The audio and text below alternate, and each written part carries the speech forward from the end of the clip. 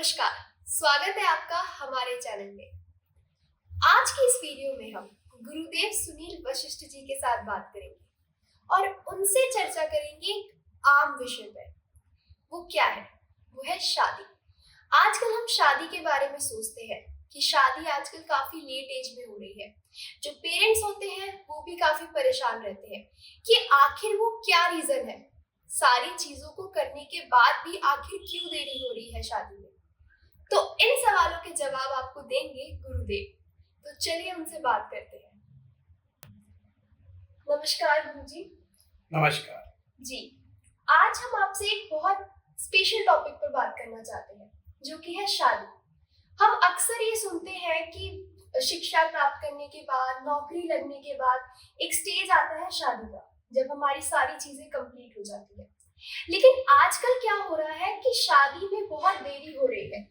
उनके पास सारी चीजें भी हैं, चाहे वो क्वालिफिकेशन हो गई, चाहे वो नौकरी हो गई, वो एक अच्छी स्टेज पर भी है, बट उनकी देरी हो रही है शादी में।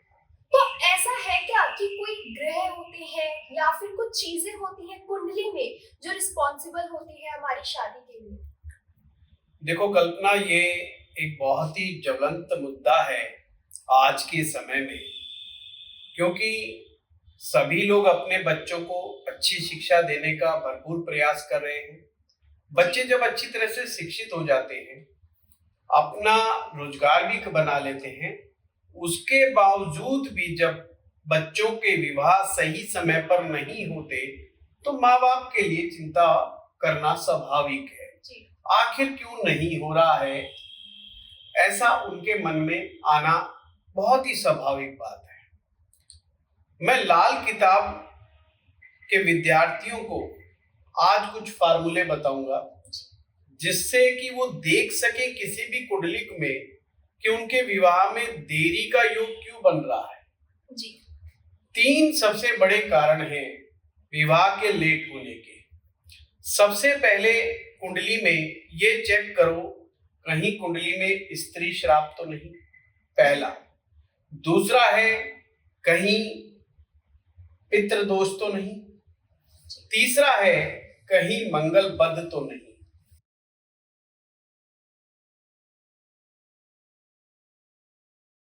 का एक बड़ा कारण बन सकते हैं। जी। अब प्रश्न उठता है कि इन योगों को कैसे देखा जाए। उससे पहले कि मैं इन पर डिटेल से चर्चा करूं आपके साथ, आपको ये समझना है कि जन्म पत्रिका में हमारा जो 7वां भाव है वो विवाह का भाव है। और ये सभी हमारे दर्शक जानते हैं, सोशल मीडिया का प्रभावशाली होने से आज के समय में ज्योतिष का थोड़ा बहुत ज्ञान हर व्यक्ति को है।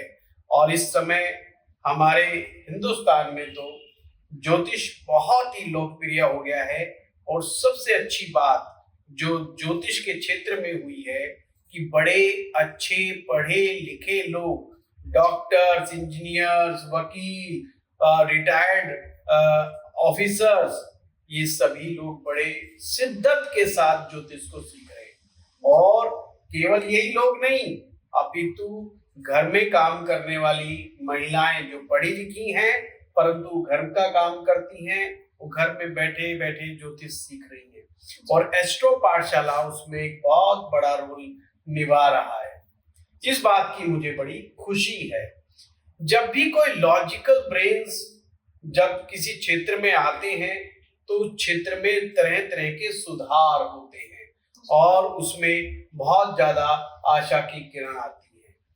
अब हमें बात कर रहे थे कि सभी को मालूम है कि 7वां भाव से विवाह देखा जाता है। लाल किताब इसको किस तरह से देखती है? लाल किताब कहती है कि 7वां भाव में जमीन जो है वो शुक्र की है और उस पर बना हुआ मकान बुध का है।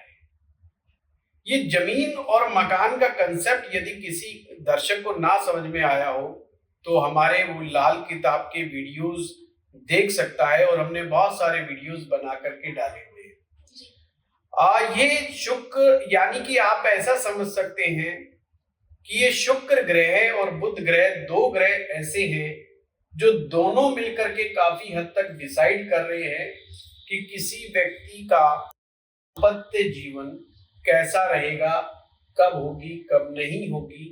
और उसके साथ कुछ सहयोगी ग्रह होते हैं, वो सहयोगी ग्रह किस तरीके से रोल अदा करते हैं, उन्हीं का अध्ययन करने से हमें विवाह के बारे में हमें पता चलता है।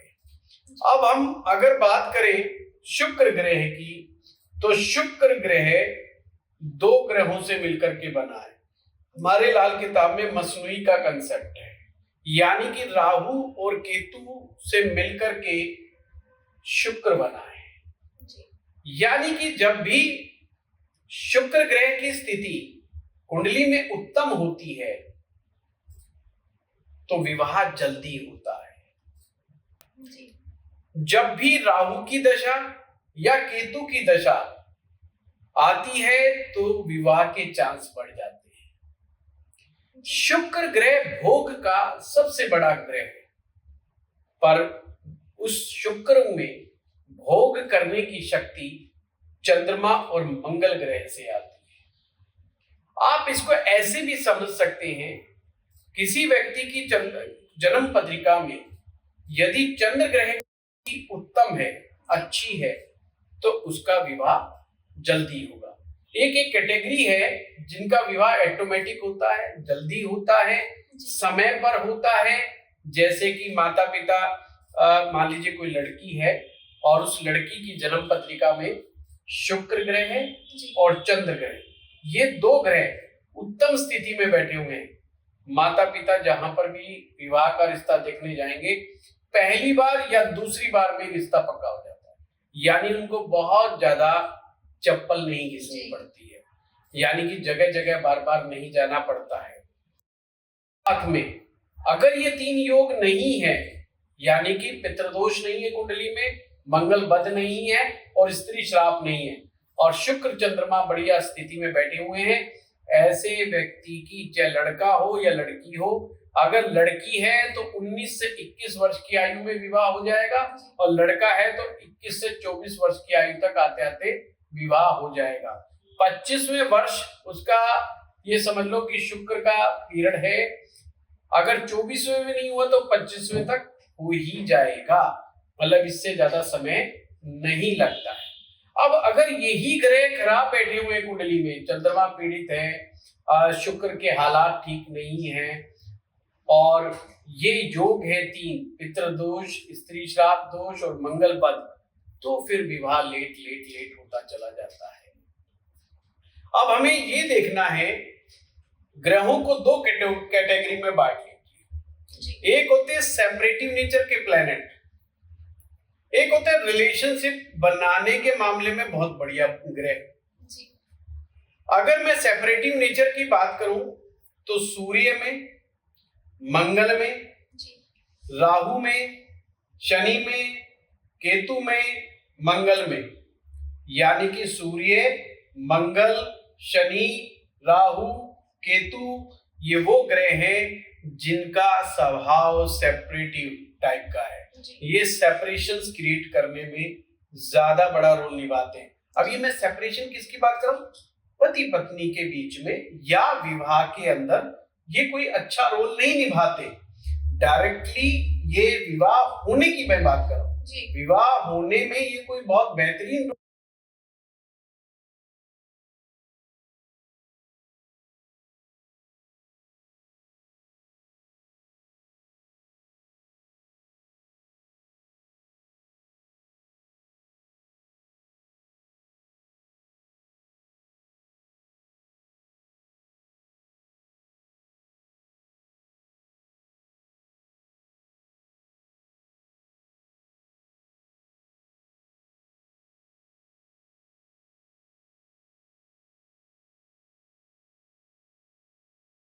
रिलेशनशिप बिल्डिंग में बहुत सहयोगी होते हैं। रिलेशनशिप बनाने के मामले में चंद्रमा अव्वल दर्जे का ग्रह माना जाता है, शुक्र ग्रह अव्वल दर्जे का है, बुध ग्रह भी अच्छा माना जाता है, और बृहस्पति के आशीर्वाद के बगैर तो विवाह होता ही नहीं।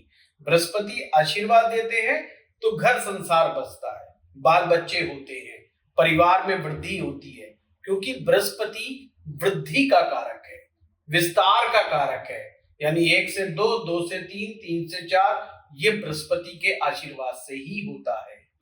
अब हमें यहाँ पे 2 कैटेगरी अलग बनानी पड़ेगी। एक बनानी पड़ेगी लड़के की, एक बनानी पड़ेगी लड़की की। अगर हम लड़के की बात करें तो लड़के के लिए शुक्र ग्रह, बुध ग्रह, ये 2 ग्रह विशेष रूप से अपना प्रभाव दिखाते हैं। तीसरा ग्रह माना जाएगा केतु और गुरु लड़का और लड़की दोनों के लिए कॉमन है विवाह को करवाने के मामले में। अगर कुंडली में हालात शुक्र के, बुध के, केतु के अच्छे बैठे हैं तो टाइम पर विवाह हो जाएगा अन्यथा वो देरी करता चला जाएगा। देरी में सबसे ज्यादा बड़ा योगदान है शनि ग्रह का। यदि शनि ग्रह का सप्तम भाव से संबंध हो जाए, सप्तम भाव पर दृष्टि हो जाए तो विवाह को देरी तक कर सकता है, देरी में पहुंचा सकता है। अब हम लड़की के केस में देखें तो लड़की के लिए सबसे उत्तम ग्रह चंद्रमा, मंगल, शुक्र और बृहस्पति, ये 4 ग्रह ऐसे हैं जो लड़की को विवाह की तरफ लेकर के जाने में बहुत बड़ा योगदान करते हैं। कल्पना सिंपल है कि हमें जन्म पत्रिका का अध्ययन करते समय इन्हीं ग्रहों का अध्ययन करना है। अगर इन ग्रहों में कहीं पर भी बाधा आ रही है, प्रॉब्लम आ रही है, उसका तुरंत इलाज करो। तो ये तो मैंने बताया कि कौन कौन से ऐसे ग्रह हैं जो कि बाधा डालते हैं या विवाह को जल्दी करवा देते हैं। अब हमें स्टेप को समझना होगा, कौन कौन से स्टेप्स को अपनाएं। अगर किसी भी लड़का या लड़की की जन्म पत्रिका में विवाह में देरी हो रही है, वो चाहता है कि मैं विवाह करूं, तो सबसे पहला स्टेप कुंडली में जो भी आपके ऋण हैं, पूर्व जन्म के ऋण, उन चीजों से निजात पाने का जल्दी से जल्दी उपाय करें। विवाह के लिए जो मैंने 3 चीजें आपको बताई, पितृदोष जन्म पत्रिका में जब भी होता है, आप कई बार बहुत सारे उपाय कर रहे होते हैं और कोई भी उपाय काम नहीं करता है। जिन लोगों के ऊपर या जिन परिवारों में पितृदोष होता है, ये पितृदोष में व्यक्ति की पाठ पूजा का पूरा परिणाम प्राप्त नहीं होता। इसलिए कई बार लोग हमारे पास आकर के कहते हैं, आचार्य जी हमने कई ज्योतिषाचार्य को दिखाया, हमने बहुत सारे उपाय भी किए, पर अभी तक हमारा काम नहीं बना। मैं ये दर्शकों को कहना चाहता हूँ, आप उपाय शांति से, संयम से और अपने विश्वास से करिए। कुछ उपाय लंबे समय तक होते हैं, पर सबसे पहले हमने पितृदोष का उपाय करना है, क्योंकि पितृदोष का जब प्रभाव ज्यादा होता है तो हमारे द्वारा किए गए उपायों को निष्फल कर देता है। तो जब पितृदोष की शांति हो, उसके बाद आपको देखना है कहीं स्त्री श्राप तो नहीं। स्त्री श्राप कैसे बनता है? यदि जन्म पत्रिका में दूसरे भाव में या 7वें भाव में सूर्य, चंद्र या राहु, ये 3 ग्रह याद कर लो, सूर्य, चंद्र या राहु, या तो ये दूसरे भाव में बैठे हो या ये 7वें भाव में बैठे हो। अगर ऐसा है, सप्तम में सूर्य, चांद और राहु में से कोई भी ग्रह बैठा है या 2 बैठे हैं, 3 बैठ जाएं, तो स्त्री श्राप लगा हुआ है। ये चाहे लड़का हो या लड़की हो, उसके विवाह में देरी होगी ही होगी। ऐसे समय पर आपको ये देखना है कि आपकी कुंडली में इन 3 ग्रहों में से कौन सा ग्रह स्त्री श्राप बना रहा है। चंद्रमा बना रहा है या सूर्य बना रहा है या राहु बना रहा है। फिर उसी ग्रह का उपाय भाव स्थिति के अनुसार, यानी दूसरे में बैठा है तो अलग उपाय होगा, 7वें में बैठा है तो अलग उपाय होगा। इस तरीके से आप स्त्री श्राप का निवारण करें। पर मैं यहाँ पर फिर बता देता हूँ, ये जो पूर्व जन्म के दोष होते हैं, इनमें लंबे समय तक उपाय करना पड़ता है। मित्रों, मैं यहाँ पर ये भी बताना चाहता हूँ, ये बिल्कुल रॉकेट साइंस की तरह नहीं है कि आपने हाथ लगाया तो तुरंत, ऐसा कुछ नहीं है। ये चीजें बहुत आसान हैं, परंतु आपको ऐसे समझना है, क्योंकि आपने पूर्व जन्म में जो ये गलत कार्य किए थे हमारे द्वारा जाने अनजाने में, और हर व्यक्ति की कुंडली में पूर्व जन्म के दोष होते ही होते हैं। बिल्कुल गिल्टी में मत आइए, कोई रिग्रेट में मत आइए कि हमसे पूर्व जन्म में कोई इतना बड़ा दोष हो गया, ये हो गया। नहीं, आपके पास लाल किताब जैसा ग्रंथ है जो कि आपके जीवन को सुगम बनाने में आपका सहयोगी है। आप आचार्यों से, ज्योतिषाचार्य से, देवज्ञ से जाकर के विनम्र भाव से पूछिए कि हमारी कुंडली में जो स्त्री श्राप बना है ये किस भाव में, किस ग्रह के कारण, और उसका निवारण क्या है। उसका कम से कम 3 साल या मैक्सिमम 5 साल तो आपको उपाय कंटिन्यूटी में करना चाहिए। स्त्री श्राप विवाह अगर करवा भी देगा तो विवाह को चलाने में बड़ी समस्याएं आती हैं। पति पत्नी के बीच में बड़ा वैचारिक मतभेद रहते हैं, आपस में अनबन रहती है, छोटी छोटी बातों पर झगड़े होते रहते हैं, आए दिन झगड़े होते रहते हैं, और कभी कभी तो स्थिति सेपरेशंस की तरफ भी चली जाती है। तो ये स्त्री श्राप कॉम्प्रोमाइज्ड मैरिज, मतलब कि विवाह चल तो रहा है बट कंप्रोमाइज करके चल रहा है। और हर आदमी कहता है कि मेरी पत्नी खराब है, पत्नी कहती है मेरा पति खराब है। भाई एक दूसरे पर ब्लेम मत करो, ये आप ही ने पूर्व जन्म में कुछ कर्म उल्टे सीधे करे थे जिसका परिणाम आपको इस जन्म में भुगतना पड़ रहा है। चुपचाप भगवान का नाम लेकर के आप अपने उपाय करने का प्रयास करें, तो आप देखेंगे कि आपके जीवन साथी का स्वभाव में परिवर्तन आने लगा है। पर अगर कोई सोच रहा है 1 महीना, 3 महीना, 4 महीना उपाय कर लूंगा और काम हो जाएगा, ऐसा नहीं है। जगह जगह ज्योतिषियों के पास भटकने से कोई लाभ नहीं होगा। आपको एक जगह एक निष्ठ होकर के विश्वास के साथ, जहां आपका मन लगता है कि हाँ ये देवज्ञ, ये ज्योतिषाचार्य आपका ये स्त्री श्राप को समझने में सक्षम है, उससे आप वार्तालाप करें और उनके उपायों को कंटिन्यूटी में करें, आपको लाभ होगा। तीसरा है मंगल बध। मंगल बध से हमारा स्वभाव में गड़बड़ियां आ जाती है। इम्पेशंस, एक्शन का रिएक्शंस, जबान से गलत बोल जाना, या गुस्से में आकर के तुरंत ऐसी बात बोल देना जिससे सामने वाला परेशान हो जाए और रिलेशनशिप ब्रेक हो जाए। ये यारी दोस्ती में भी मंगल बध कई बार बड़ा गड़बड़ काम कर देता है। और मंगल बध वालों के साथ ये सबसे बड़ी समस्या क्या है, कई मंगल बध वाले तो ऐसे होते हैं जो बाहर बहुत अच्छा व्यवहार करेंगे, बहुत प्यार से बात करेंगे, पर अपने घर में कोहराम मचाते देर नहीं लगाते, छोटी छोटी बातों को लेकर के बहुत बड़ा विवाद खड़ा कर देते हैं। ऐसे में ना उनके अपने घर वालों से बनती है और फिर वो जीवन साथी से तो बनने का मतलब ही नहीं बनता। ऊपर से मंगल बध का मतलब आप ऐसा समझ सकते हैं कि मंगल अब हमें पॉजिटिव असर नहीं दे रहा है, हमारे जीवन में सकारात्मक असर नहीं दे रहा है। और मंगल हमारा जोश है, मंगल हमारी एनर्जी है। विवाह को चलाने के लिए मंगल का बहुत बड़ा रोल है। अगर मंगल की ताकत हमारे पास नहीं होगी तो ये भोग भी भोगने की ताकत हमारे पास नहीं होगी, और विवाह को चलाने में हम लोग सक्षम नहीं होंगे। तो मंगल को नेक बनाना बहुत इंपॉर्टेंट है। जब तक मंगल नेक नहीं होगा, जब तक बात नहीं बनेगी। मैंने एक वीडियो बनाया था मंगल बध के ऊपर और मंगल बध का मनोविज्ञान, वो चीज को, उस वीडियो को जरूर देखें। जब तक आप अपने अंदर से चेंज नहीं लेके आओगे, जब तक आप अपनी एनर्जी का सही यूटिलाइजेशन नहीं करोगे, आप उसको पॉजिटिव डायरेक्शन में नहीं लगाओगे, मंगल सिर्फ दंगल ही करवाने का काम करेगा। जब ये आप 3 चीजों को सही करना शुरू कर देते हैं तो आप देखेंगे आपके विवाह के योग भी बनने शुरू हो जाते हैं।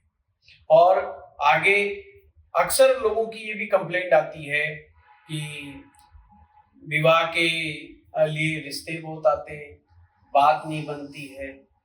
ऐसे में एक ग्रह जो कई बार बड़ा गलत रोल अदा कर देता है वो है कि कुंडली में राहु की स्थिति। कई बार राहु दिमाग पर असर कर रहा होता है, उससे व्यक्ति अपने जीवन में ऐसा जीवन साथी चुनना चाहता है और उस जीवन साथी में इतने गुण देखना चाहता है जितने आकाश में तारे। सुंदर भी होना चाहिए, पढ़ा लिखा भी होना चाहिए, ये भी होना चाहिए, वो भी होना चाहिए, ऐसे काम नहीं चलता।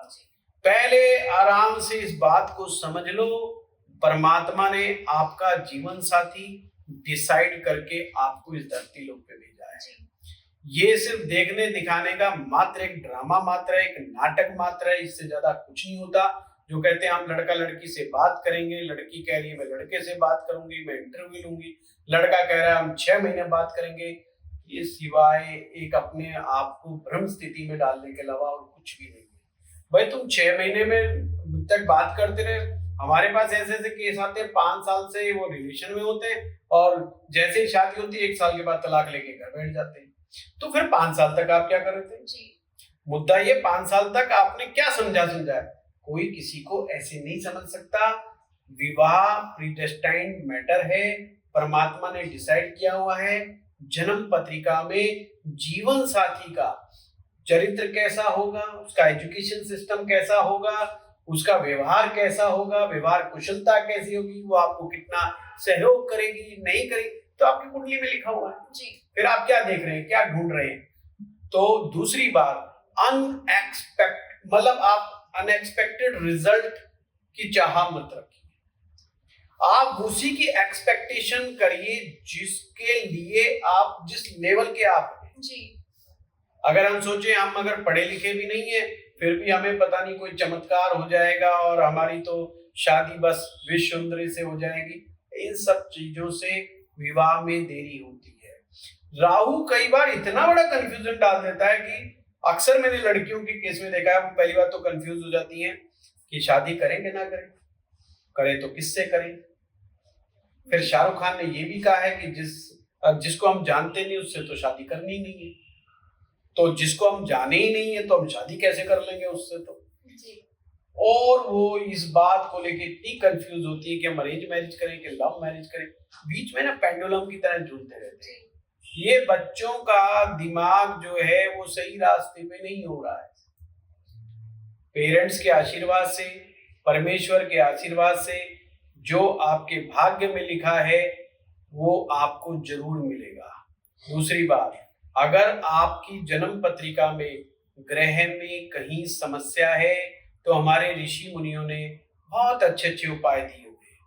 जो वैदिक ज्योतिष को मानते हैं उनके लिए ग्रह शांति बहुत उत्तम उपाय है, और जो लाल किताब को मानते हैं, लाल किताब एक ऐसा ग्रंथ है जो हमें बहुत आसान उपाय देता है और घरेलू चीजों से ही हम अपने ग्रहों का उपाय कर सकते हैं। But it will take time, ये टाइम लेता है। तो आप उन ग्रहों का उपाय करें, और ये उपाय क्या है? एक प्रकार का प्रायश्चित है जो हमने पूर्व जन्म में किया, जो कर्म बंधन थे उसको तोड़ने के लिए हम लोग दान से, पुण्य से, उत्तम रत्न धारण करके, वह बड़े अच्छे ज्योतिषाचार्यों की, ब्राह्मणों की, गुरुओं के आशीर्वाद लेकर के हम अपने जो बंधन है उसको तोड़ने का काम करते हैं। हमारे नेगेटिव कर्मास को हम हटाने का काम करते हैं। जानवरों को, कुत्ते को रोटी दे करके, कौवे को रोटी दे करके, गाय को रोटी दे करके, उनको उनकी सेवा करके, गरीब की, अपंग की, अपाहिज की सेवा करके हम अपने पुण्य कर्मों को बढ़ाते हैं जी। जिससे हमारा नकारात्मक जो बैलेंस है वो कम हो जाता है और हमारा पुण्यों का बैलेंस बढ़ता चला जाता है, तो हमारे कार्य भी बढ़ जाते हैं, हमारा जीवन आगे बढ़ना शुरू कर देता है। तो इस प्रकार से हम लोग अपने ग्रहों के, विवाहों के उपाय कर सकते हैं, और उपाय तो कल्पना बहुत है जी। वो केस टू केस वेरी करते हैं कि किस केस में क्या हो रहा है, कहाँ पर बाधा है, कहाँ पर नहीं है, वो चीज हमें समझनी है। तो गुरुजी मेरा एक सवाल और था, अभी जो आपने बताया ये स्त्री श्राप और ये सारी चीजें बताई जो ग्रह रिस्पॉन्सिबल होता है शादी के लिए बेसिकली, तो ऐसे कुछ जेनरिक उपाय भी होते हैं कि जिससे हम जो उपाय करें तो उससे हमारी जो शादी में रुकावटें आ रही है या फिर वो लेट हो रही है किसी भी रीजन से, कि कोई भी बंदा उसे करे, कोई भी इंसान उसे करे तो उससे उनकी शादी जल्दी हो, ऐसे भी कोई जेनरिक उपाय होते हैं? बिल्कुल बिल्कुल बिल्कुल। सबसे पहले तो हमें जेनरिक क्या है, जेनरिक को समझना होगा। जो जनरली उपाय जो होते हैं ये कई बार काम बहुत अच्छा करते हैं और कई बार नहीं भी करते जी। जैसे वही वाली बात है कि आपने सुना होगा आंवले में विटामिन सी होता है जी और ये विटामिन का भरपूर सोर्स है। जी और आंवला कहते हैं सभी के लिए अच्छा है। जी और आप जान के हैरान होंगे कुछ लोगों को आंवला भी सूट नहीं करता है। जी आंवले का रस जहाँ पर एसिडिटी को खत्म करने का काम करता है, पर कुछ लोगों के केस में एसिडिटी बढ़ा भी देता है। एक होता है अंधेरे में तीर मारना। जो जनरल उपाय होते हैं ये बस अंधेरे में तीर मारने की तरह ही होते हैं। ज्यादा बेटर तरीका ये है कि आप किसी अच्छे देवज्ञ से मिले, एक्सपर्ट से मिले, एक्सपीरियंस्ड एस्ट्रोलॉजर से मिले। जी वो आपको बहुत सही गाइड करेंगे कि आपकी कुंडली में कहाँ पर दोष है, कहाँ नहीं है। अभी आपको पेशेंस रखना है, अभी समय बाकी है, जी। देरी होगी। और उपाय करें तो ये उपाय करें जिससे आपको अच्छे परिणाम आ सकते हैं। तो आपको एक्सपर्ट एडवाइस चाहिए, एक रास्ता हो है जी अपने बुजुर्गों पर, अपने भगवान पर पूर्ण विश्वास रखें, उनका आशीर्वाद लें, रोज प्रार्थना करें, डेली प्रार्थना करें कि उनका मनवांछित जीवन साथी उन्हें प्राप्त हो, जी तो भी बात बन सकती है। जी तो विवाह के लिए फिर भी मैं कहूंगा, अगर आपको जनरल उपाय समझना है तो चंद्र ग्रह है, शुक्र ग्रह है, ये दो ग्रहों के उपाय आंख बंद करके कोई भी व्यक्ति अगर शुरू कर दे तो उसको उपायों से लाभ प्राप्त हो सकता है। पर मैंने कहा ये जो 3 योग है ये जरूर देख लें। जी। अगर ये हैं तो इनके समाधान जरूर करें, नहीं तो उपाय कारगर नहीं होगा। जैसा कि मैं बार बार कह रहा हूँ इस वीडियो में, जिन लोगों को पितृदोष होते हैं कुंडली में, उनको उपाय करते समय भी बड़ी बाधाएं आती हैं जी उनको बड़े ऑब्स्टिकल्स आते हैं उपाय करने में भी, पर तुमको उन ऑब्स्टिकल से फाइट करनी पड़ेगी।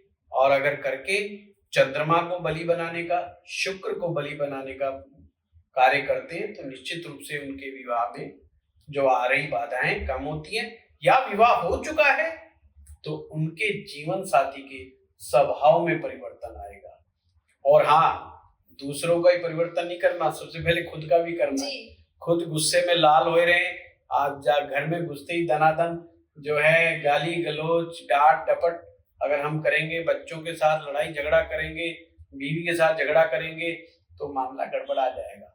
विवाह का मेन जो कारण है ना, जो ये संस्था बनी है, ये सनातन धर्म के अनुसार धार्मिक कार्य है, वेरी स्पिरिचुअल टास्क जी। ये इसका बहुत गहरा इसकी गहरी जड़ है इसकी। तो ये एक प्रकार का धर्म का कार्य है विवाह करना जी। दूसरा है इसका कारण विवाह का प्रेम, एक दूसरे का प्रेम प्राप्त करना। तीसरा कारण है इमोशनल स्टेबिलिटी। हम इमोशनल सपोर्ट के स्टेबिलिटी, हम इमोशनल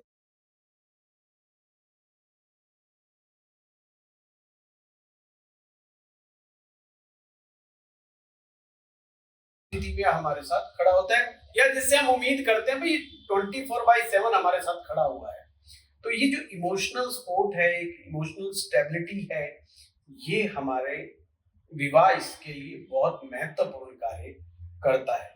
और तीसरा तो सभी जानते हैं कि इस घर संसार को आगे बढ़ाने के लिए संतान उत्पत्ति जो है अपने आप में महत्वपूर्ण बिंदु है जी।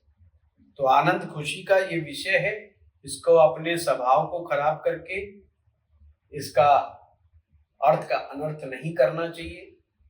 और ये हर इंसान को अपना घर संसार बचाने के लिए भरसक प्रयास करने चाहिए जी। बसाने के लिए भी और बचाने के लिए भी। जी गुरु जी, धन्यवाद गुरु जी। आपने जिस तरह से सारी चीजों को क्लियर किया, जो भी दोष बताए, जो 3 दोष जो आपने बताए कि काफी ज्यादा बाधा डालते हैं, किसी की शादी रुकावट में ज्यादा बाधा डालते हैं, उसके लिए आपने उपाय भी बताए, कुछ जेनरिक उपाय भी बताए आपने, उसके लिए मैं आपका बहुत बहुत धन्यवाद करती हूँ। और मैं उम्मीद करती हूँ जो हमारे एस्ट्रो पाठशाला के दर्शक हैं वो भी इसे देखेंगे और इस बात को समझेंगे कि हर कार्य का एक समय होता है, वो समय के साथ ही पूर्ण होता है। साथ ही साथ आपकी कुंडली में जो दोष है उसको मिटाने के लिए, उसको खत्म करने के लिए आपको उपाय करने चाहिए। और अपनी कुंडली किसी विशेषज्ञ से दिखानी चाहिए। बिना दिखाए हुए कोई भी उपाय नहीं करने चाहिए। तो मैं इसके लिए आपका बहुत बहुत धन्यवाद करती हूँ गुरुजी। जी, ये थी हमारी आज की चर्चा गुरुदेव सुनील वशिष्ठ जी के साथ। अगर आपको हमारी ये वीडियो पसंद आई हो तो हमारे चैनल को सब्सक्राइब करें, साथ ही साथ हमारे एप्लीकेशन को इंस्टॉल करें जिसमें आपको 50 से भी ज्यादा कोर्सेज अवेलेबल है। इसी के साथ डिस्क्रिप्शन में जिसमें आपको लेटेस्ट ऑफर्स